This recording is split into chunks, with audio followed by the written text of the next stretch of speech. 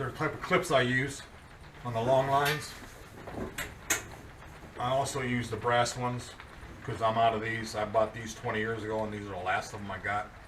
So they're starting to rust after 20 years probably. So I had to replace them with the brass ones. And I like them both. They're both good. These are a little bit more heavy duty, I believe. But they are starting to rust out, and I'm replacing them with the brass ones. These are a lot more expensive and harder to find. So here's how I do it. I'll tie some to the back, and I'll tie them on droppers. That's tall enough for my dog to swim through. Now, he can still get snagged on this line here, and that's why he don't retrieve when I'm out in the middle of the bay, because he gets caught into this, he's dragging the whole line. If he gets into another line, he's probably going to drown by the time I get to him. I had one, my last lab, Dodger, hunting Willow Point. He snagged one of these, took the whole line. It was the second line, grabbed the first line, but I could wait out there and get him. I mean, it was chest deep. So, by the time I got out of the blind even, he was already on shore with 24 decoys. He was an amazing swimmer. He was strong.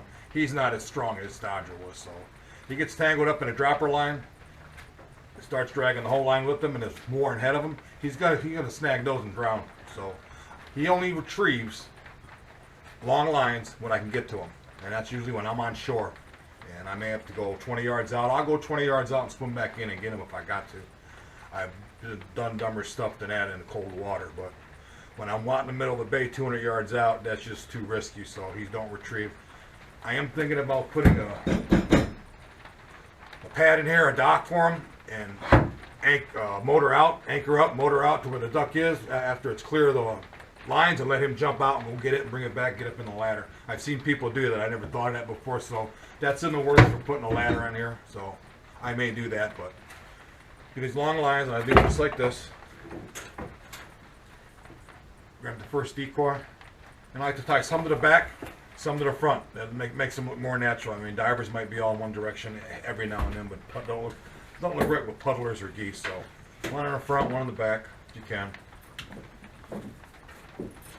I say, I'll do this one with the brass clip. Like I say, I'm replacing them all. They're getting old, they're rusting out, so the brass ones are a lot cheaper, more inexpensive. Like I say, that's a dropper line. And he can swim through it. Like I say, it only happened one time with Dodger, and it didn't matter because I could have got to him. But just be careful when you're out there with your dog and let them swim in long lines and heavy anchors. Some dogs have drowned doing that before the people got to them. So just think about that. And now I'll take the decoy anchor. I use these G&H decoy anchors. This one don't have the teeth on it. It usually has teeth on it. And I filled it full of heavy shot. And this is a heavy anchor. And I can wrap the excess through here. And I can adjust real easy. These are G&H decoy anchors. I don't know if you can find them anymore. I bought some on eBay. I found some more because these are starting to go too. The claws are breaking off and I'm losing them. They're getting old. But I found some on eBay. An old lady, husband passed away. She didn't even know what they were. She sold them dirt cheap. So, like I say, you set your anchor line over here on the same clip as your first decoy.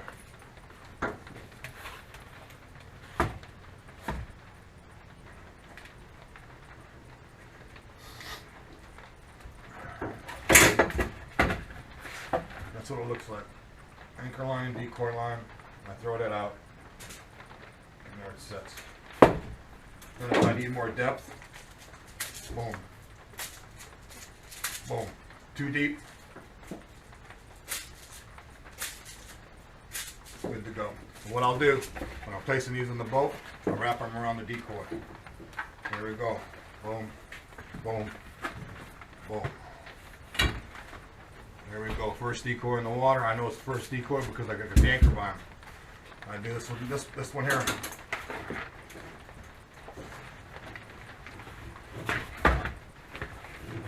Just like that. There they are. That's how I set them in the boat, and I set them nice and even. Sometimes when I'll take this decoy here, unwrap it, throw the anchor up, they start going out by themselves, and it's just amazing how quick it can be sometimes. Sometimes it gets tangled up, but I use this thick line.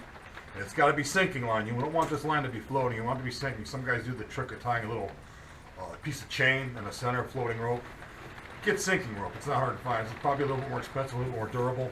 Like I say, I've got sinking line. It's been going for 20 years, and it's still good line. This is new. I got to dye this a little darker green, but I think I'll do that pretty soon here.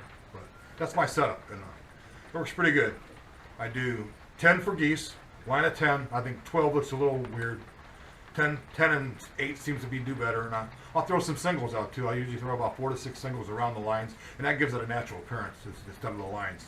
Sometimes the divers really don't care. They don't mind the long lines. They just come diving in. No pun intended, but that's how I do it. If you try to do this, I hope it works for you.